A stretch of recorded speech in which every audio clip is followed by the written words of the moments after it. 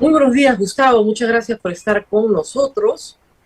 Te estoy sacando de un largo descanso médico de más de 6 meses y te agradezco mucho que lo hagas porque además nunca has dejado de dar la cara y nunca has dejado de pelear como lo estás haciendo ahora. Así que la primera pregunta es inevitable porque te están viendo todos. Es ¿cómo Ujú. estás? ¿Cómo me ves? ¿Cómo me ves? Luego de, tú lo has dicho, varios meses de un tratamiento continuo contra el cáncer, que ha sido por momentos duro, pero que ha sido afrontado siempre bien. Y de hecho, yo debía continuar con licencia médica con por lo menos 3 meses más. Pero las circunstancias han hecho de que deba dejarlo. Y por fortuna, en medio de todo y de los resultados, entre otros estéticos, me temo, que ha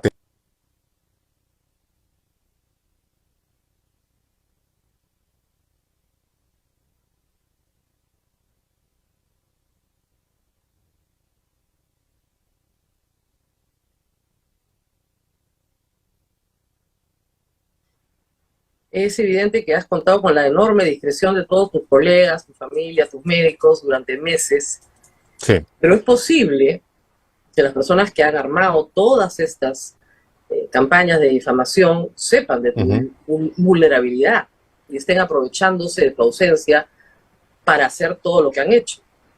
Bueno, De hecho, en determinado momento se enteraron hace no mucho, cuando tuve uno de mis entrenamientos en la clínica.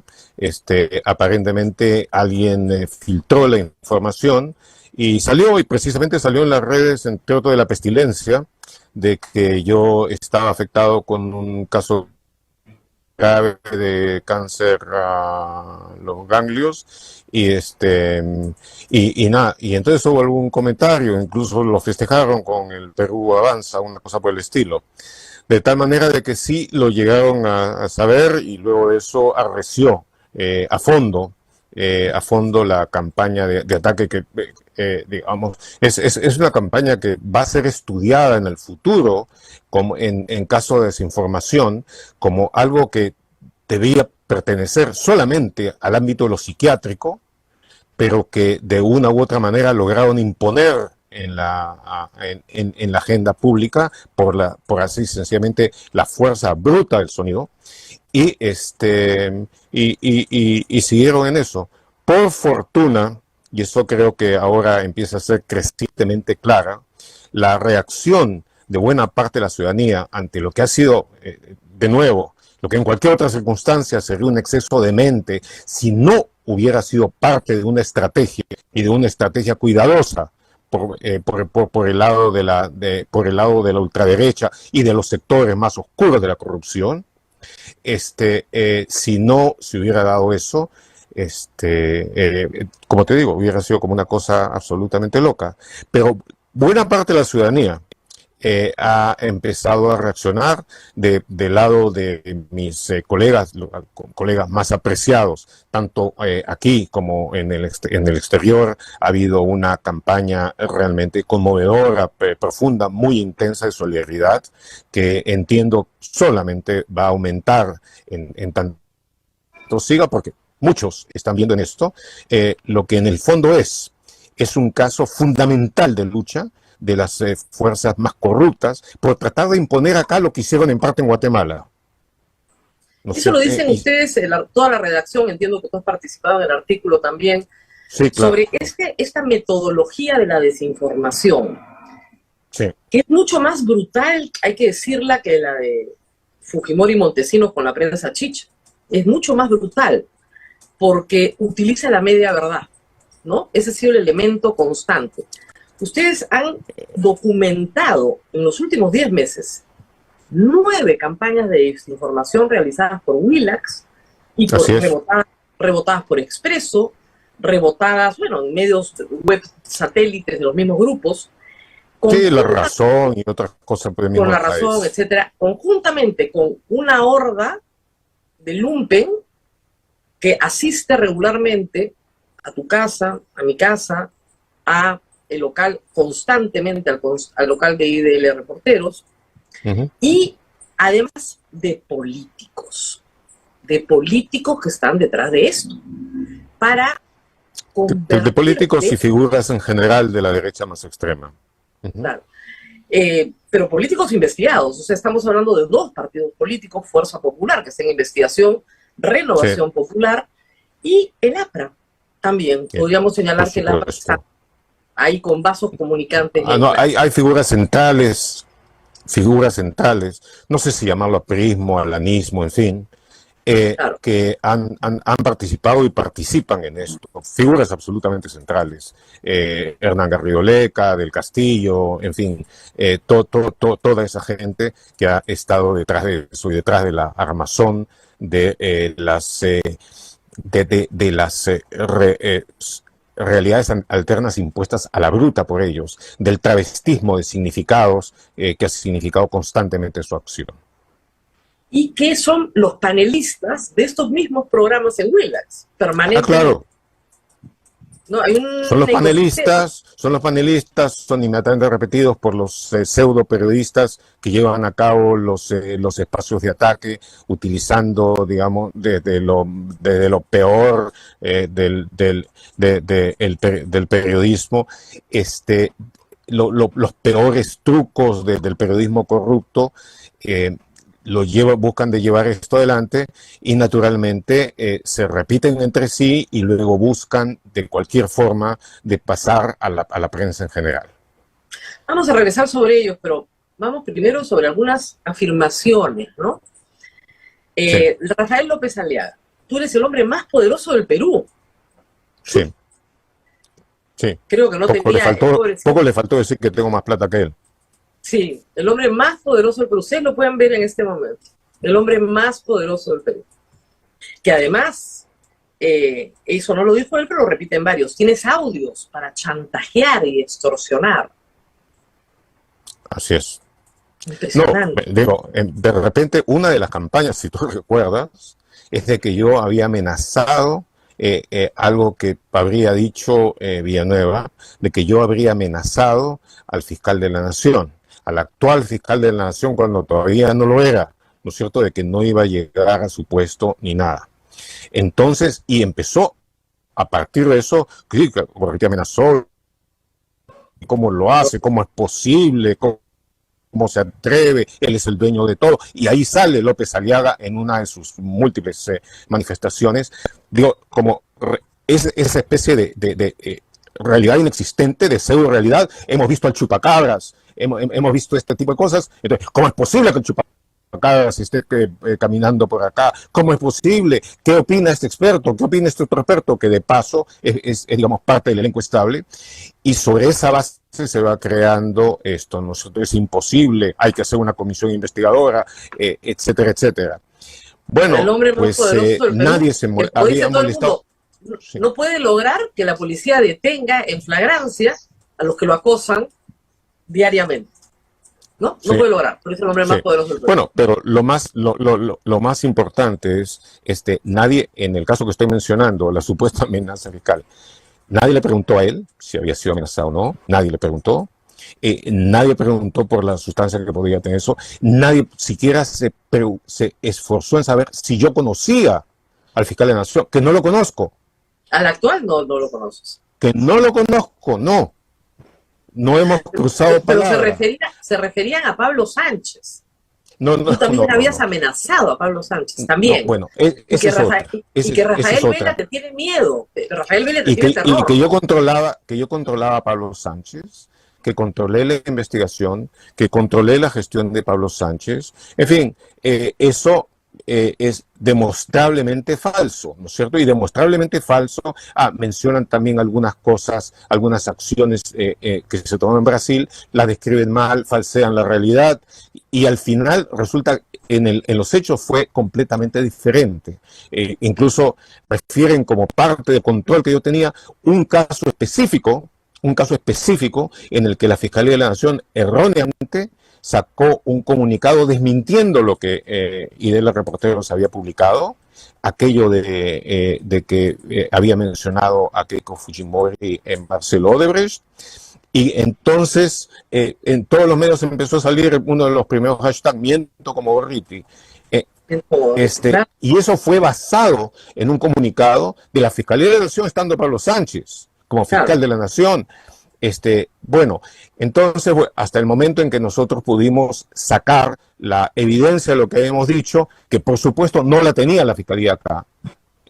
No la tenía la Fiscalía acá. Ustedes son los que descubren aumentar Keiko 500. Nosotros hemos sido, no quiero echarme la parte, ni mucho menos aquí, pero hemos sido la publicación que desde el comienzo, desde más temprano, empezó la investigación del caso Lavallato, porque vimos el potencial que tenía. Empezamos a investigar los contratos de Odebrecht y otras compañías antes que el caso Lavallato estallara. Ya teníamos varias cosas avanzadas dentro de una investigación que se veía que iba a ser extremadamente difícil. Cuando de repente el caso empieza a reventar. Y entonces tomamos la decisión con Romina Mela, la jefa de redacción, y yo, de empezar a concentrarnos en eso, y viajamos a Brasil.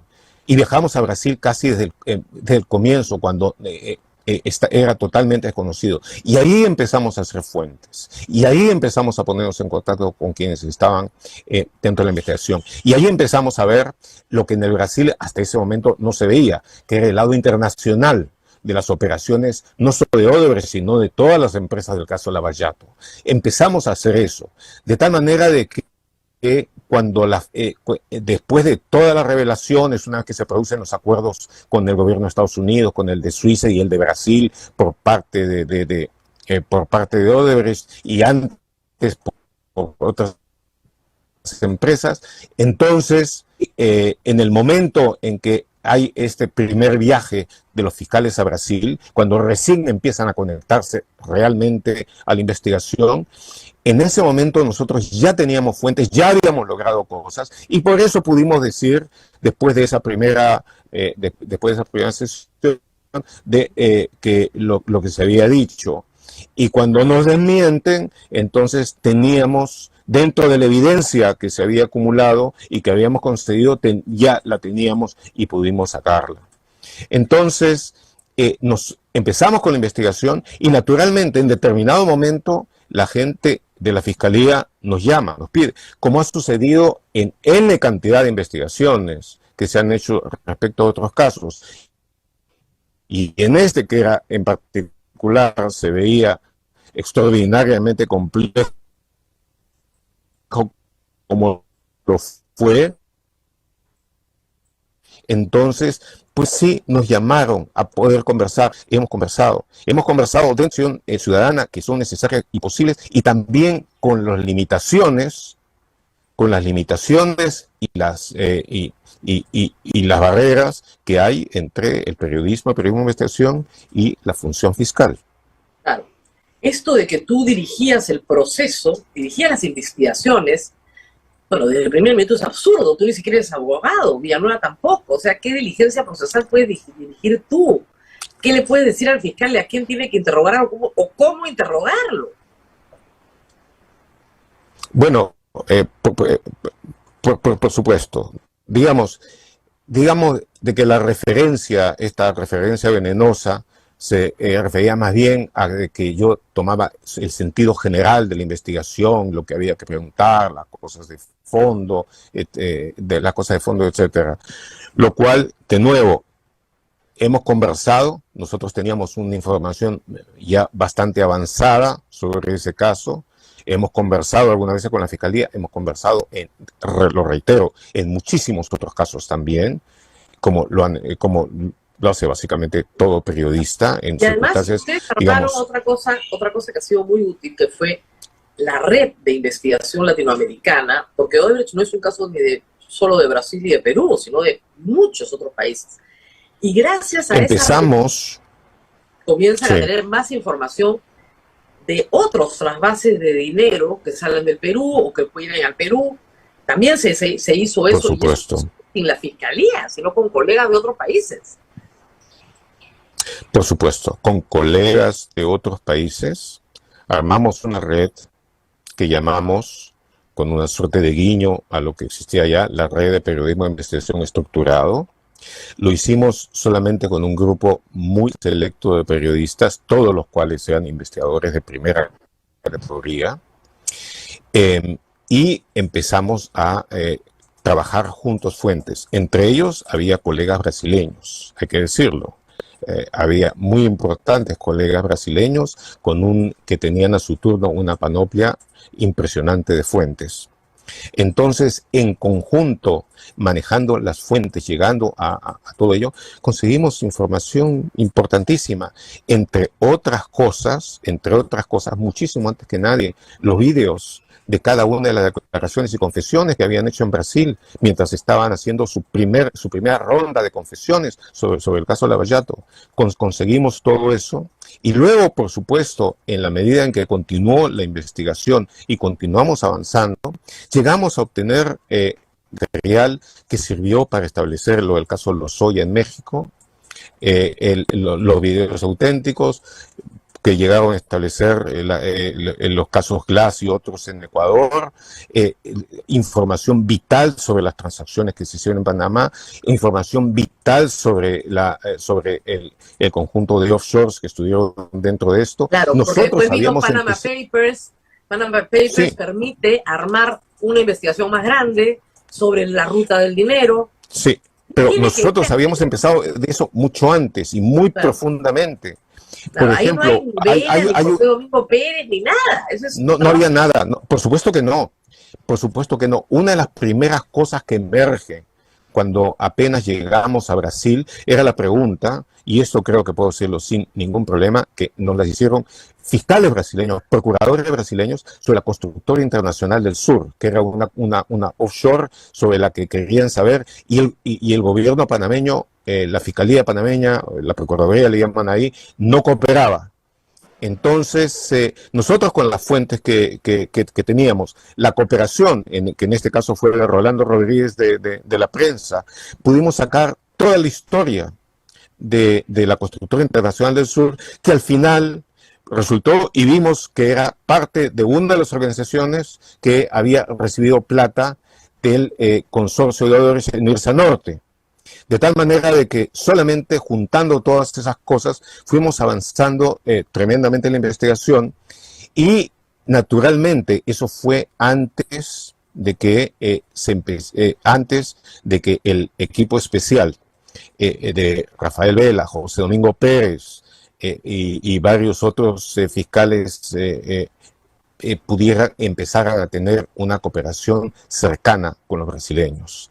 Entonces, cuando eso empieza a suceder, ellos, por supuesto, reciben toda la información, pero ya había mucha que era la que nosotros habíamos conseguido en nuestras propias investigaciones. Luego viene Cuellos Blancos del Puerto, donde parte de los implicados hoy están ahí. Pero yo quería hablar también sobre Villanueva. Sí. ¿Quién es este personaje? ¿Cómo se acercó al IDL? ¿Cómo se acercó a ti? ¿Desde cuándo lo tienes más o menos en el universo de fuentes? Porque tiene que haber sido fuente en algún momento. Por supuesto que sí, por supuesto que sí. Él era, yo lo conocí cuando él estaba en la Fiscalía de la Nación. Me parece que en ese momento, como secretario general, o sea, el 2015. Cuando Pablo Sánchez era fiscal de la Nación. Eso fue básicamente al comienzo. Entonces, una colega que había sido periodista en su momento, me lo presentó para poder hablar, y él tiene, digamos, toda esa, su estilo, ¿no es cierto? Es un estilo que desde el comienzo es salamero y todo aquello, y además resultó que era catedrático de filosofía, que había enseñado en la Ruiz de Montoya y todo eso. Entonces, él inmediatamente se empieza a ofrecer como un vínculo que hace posible que busca de que se produzcan entrevistas, facilitar encuentros, facilitar todo aquello. Entonces, y él estaba en ese momento en una posición que desde el punto de vista burocrático era muy importante, la Secretaría General. Entonces sí, pero fue una fuente, uno de los Muchas. numerosos personajes de la administración pública, que sobre todo aquellos que están involucrados con asuntos de administración, con los que buscamos tener relaciones. Y por supuesto, cualquier periodista, cualquier persona que cultive fuentes en diversos lados, sabe, he conocido algunas excepciones, pero sabe de que por lo normal uno debe buscar un trato cordial, un trato respetuoso, y en la medida de lo posible un trato que genere confianza, porque buscamos que haya confianza y buscamos de que básicamente se sientan inclinados a proporcionar información y ayudar a conseguirla. Eso es parte de lo que hacemos, parte de lo esencial de nuestro trabajo. Pero me imagino que en algún momento ya lo descartaron como fuente por no confiable. Bueno, eso pasó mucho después porque Villanueva, digamos, la trayectoria que tiene Villanueva a partir de ese momento es, por decirlo menos interesante, ¿no es cierto? Sale de la esfera de Pablo Sánchez, reaparece brevemente en la de Chávarri, cuando estuvo allá, luego en algún momento sale del Ministerio Público, empieza a ser consejero, asesor de diversos políticos, con casi todos los cuales termina peleado, pero son aparentemente de centro izquierda, tirando a la izquierda, en las cuestiones políticas recientes, digamos, las elecciones de Castillo y todo esto, aparece vinculado en los sectores de izquierda. En el gobierno de Castillo aparece como asesor de Anay Durán primero, luego pasa al Ministerio de Defensa con Carrasco, luego de eso pasa al Ministerio de Justicia con Chero, y en todo ese proceso busca de estar lo más cerca posible de los grupos radicales. Nosotros hemos sacado una nota que se llama El Camarada Villanueva, ilustrando sus chats, y ahí tiene numerosos chats. Todos aquellos que dicen que hay que creer todo lo que dice Villanueva, pues entonces, ¿por qué no leen algunos de los interesantes chats que cruzó con los sectores más radicales de Castillo, pidiendo él entrar, pidiendo incorporarse, pidiendo reuniones, y todo eso, en algún momento casi la suplica? De tal manera que luego, naturalmente, sus testimonios será de que tuvo la reunión con el otro, que hablaron de esto y aquello, algunas cuyas cosas pueden ser Pero ciertas y otras no. Él se roba una especie de papel de héroe, ¿no? Dice que él contrata a José Domingo Pérez, lo evalúa, que él lo lleva a tu casa para que lo conozcas, que él te lo presenta. ¿Eso es verdad? No. Primero, él no me presentó a José Domingo Pérez, y no lo trajo a mi casa para que lo conozca. Yo he conversado con mucha gente, converso con mucha gente, en algunos casos por razones de la conveniencia de la misma entrevista. Eso ha tenido lugar en varios sitios, algunos de los cuales puede haber sido mi casa, pero de que él haya sido una figura central dentro de esto, y algunas de las otras cosas que dice son estupideces. Y digamos, una de las cosas que él utiliza es de que de varias de las cosas que hay no existen más testigos que los participantes. Pero, digamos, en otros casos sí hay circunstancias objetivas que lo pueden desmentir y lo desmienten, y en estos días vamos a sacar varias de ellas, como para poder demostrar que cosas las que ha dicho son mentiras completas. Y además son cosas de que él dice, digamos, con una mala leche de media caña, pero que es tomado por los sectores histéricos de la ultra, por, digamos, toda el desagüe de Willax, etcétera, es tomado y hecho crecer como si fuera un hecho absolutamente central, ¿no? Pero, bueno, como digo, vamos a demostrar buena parte de las cosas que han dicho. Yo entiendo ya que los fiscales Vela y Rafael Vela y José Domingo Pérez han sido bastante claros y enfáticos respecto de las cosas que él les asigna, que les imputa.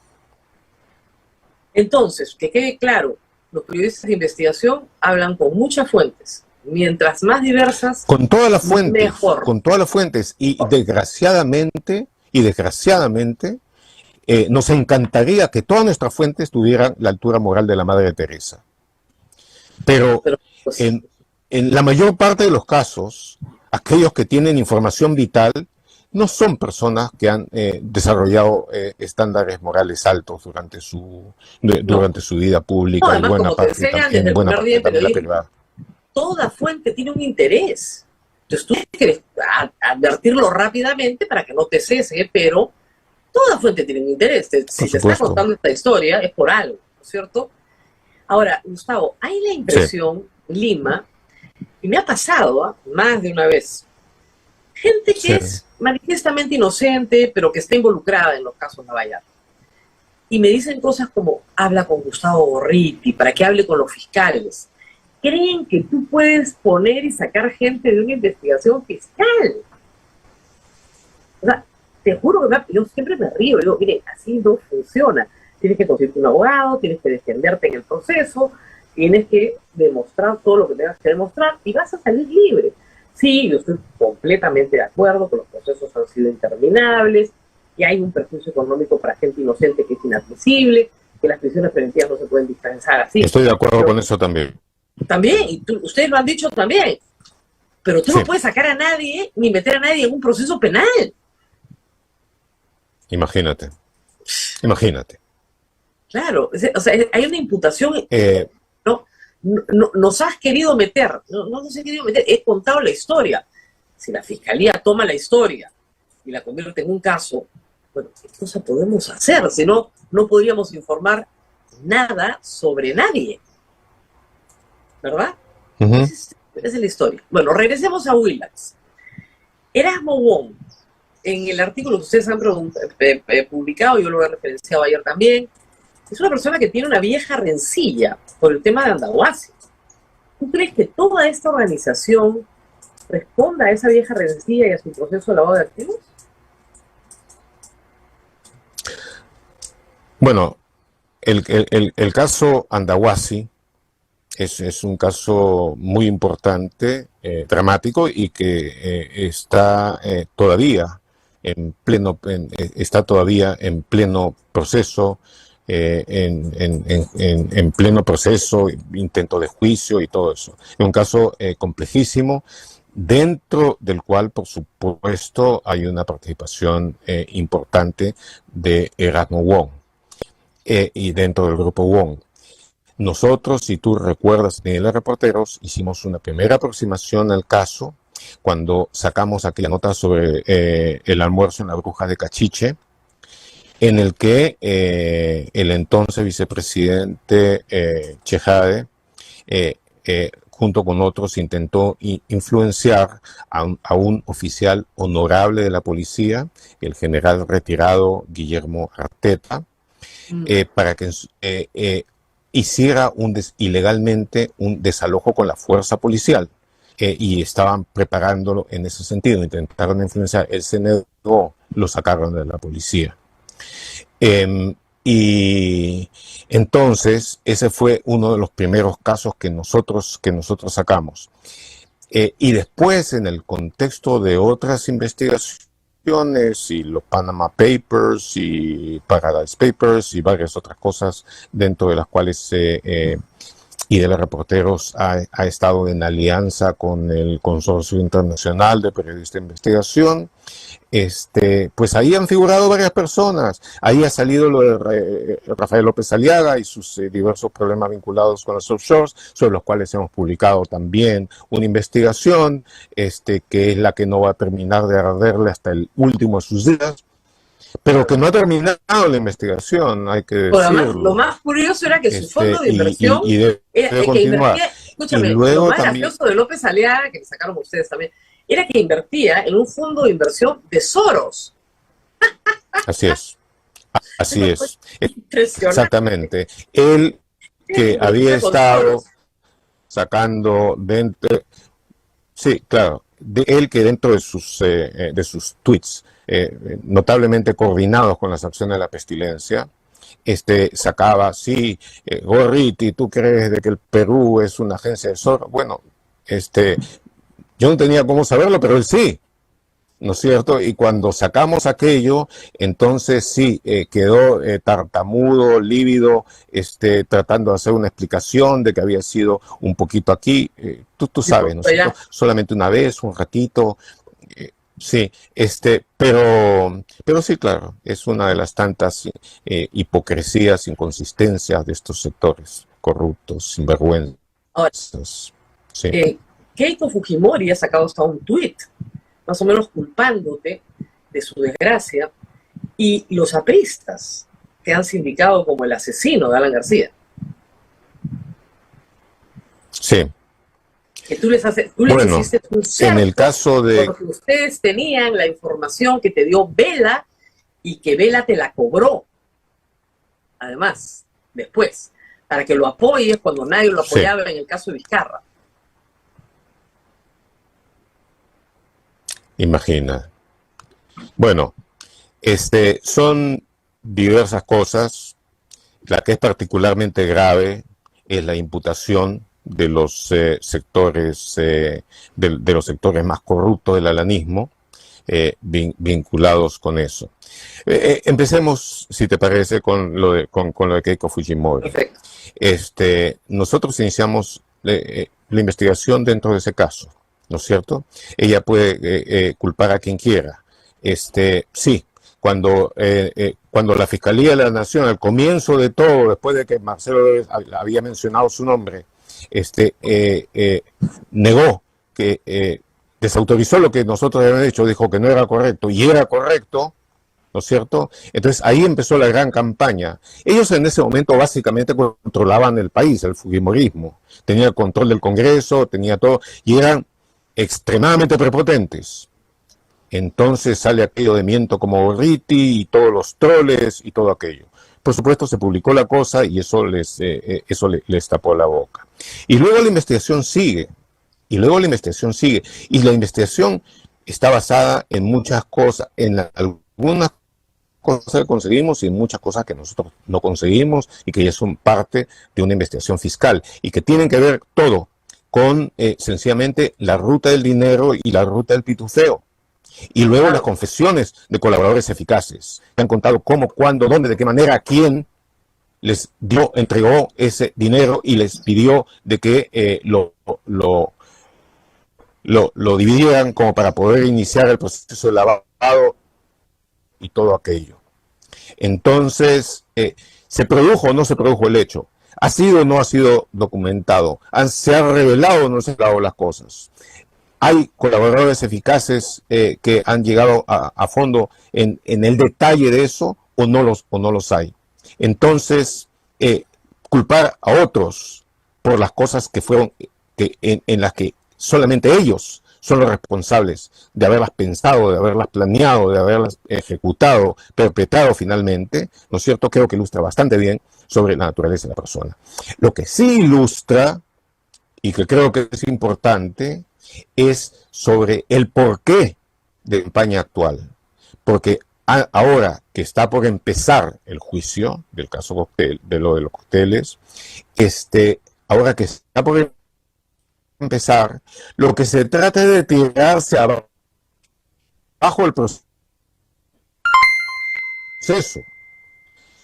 desacreditando a fondo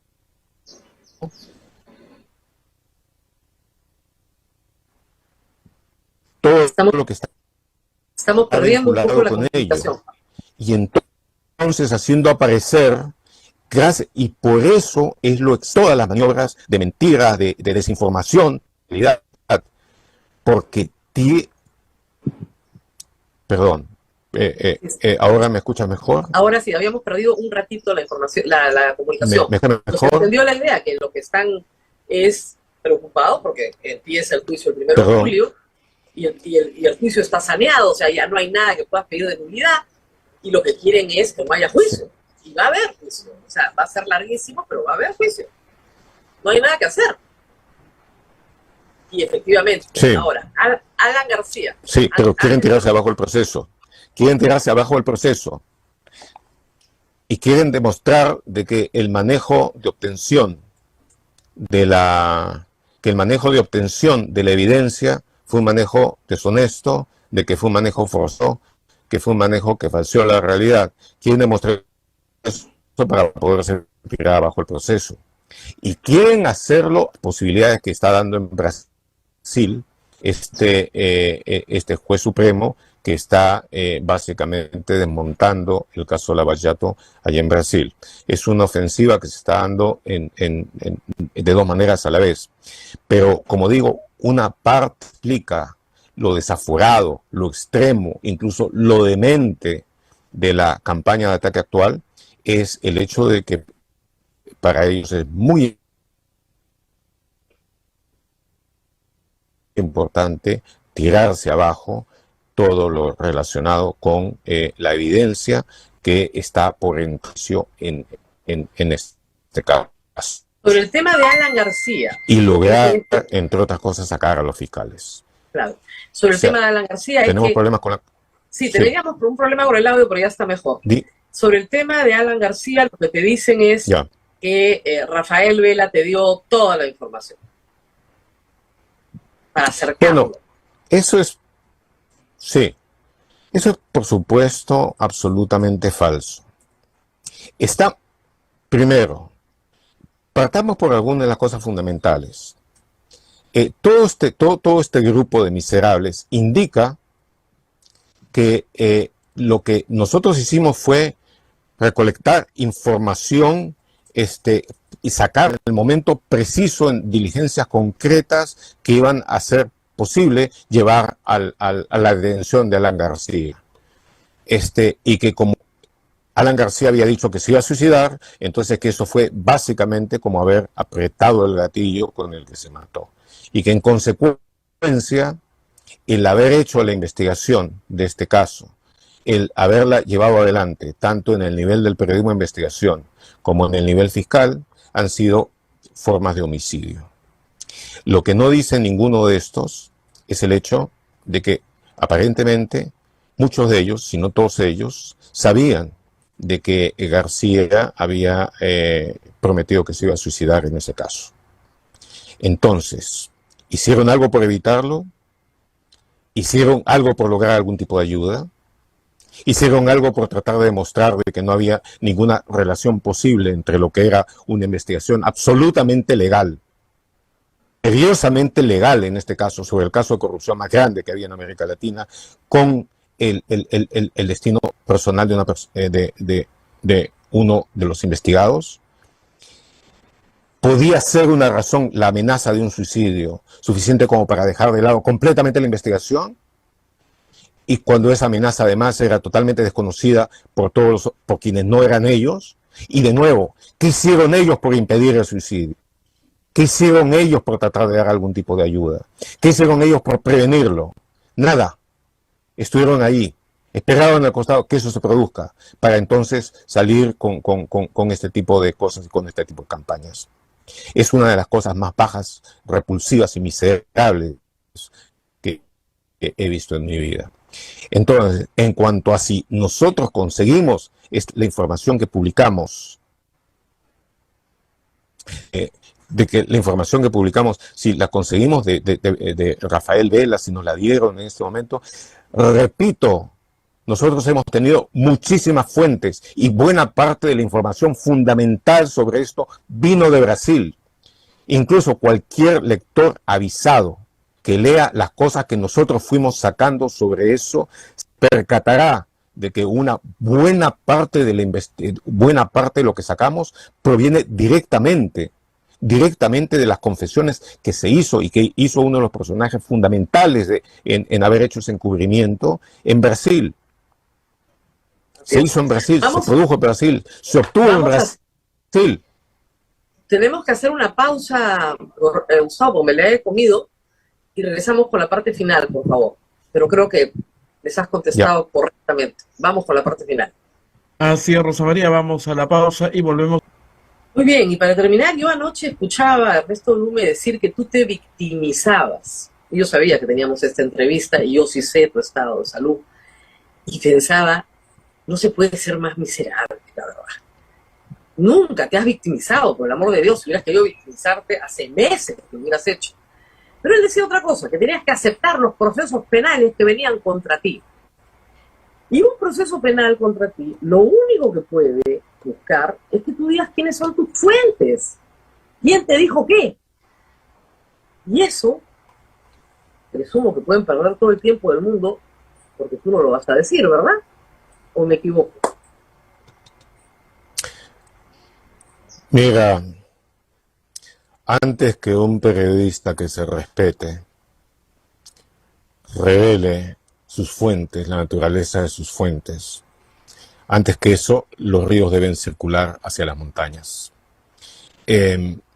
Cualquier cosa puede pasar, cualquier consecuencia puede darse, menos revelar las fuentes reservadas.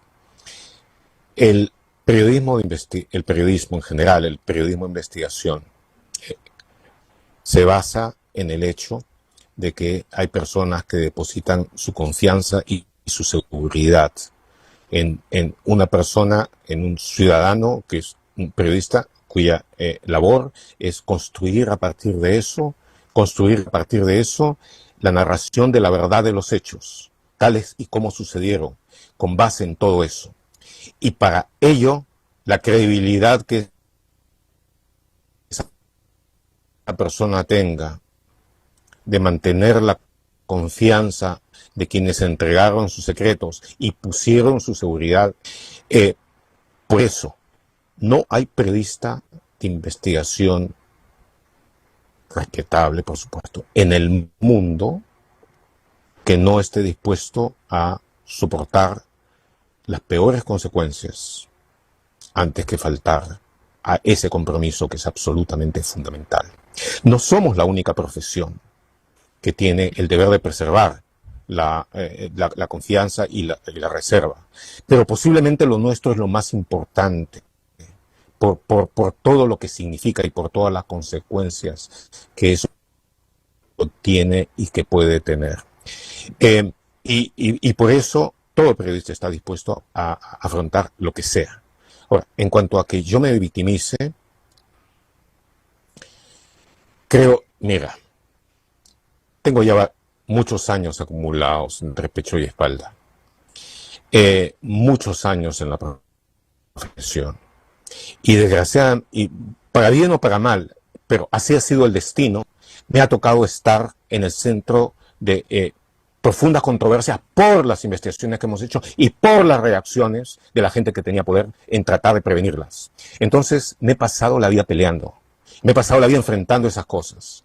Y eso ha significado muchas veces hacerlo solo, o por fortuna en los casos más extremos, con la gran solidaridad de mis colegas en buena parte del mundo y además, por supuesto, de los ciudadanos, de los ciudadanos de a pie, de las personas de bien, que sabían perfectamente la importancia que tiene el periodismo de investigación para que una democracia pueda seguir existiendo, para que la gente, el ciudadano común, pueda tener el poder, la potencia de la información auténtica de sus manos, que ha sido lograda a través de procesos prolijos, profundos de investigación.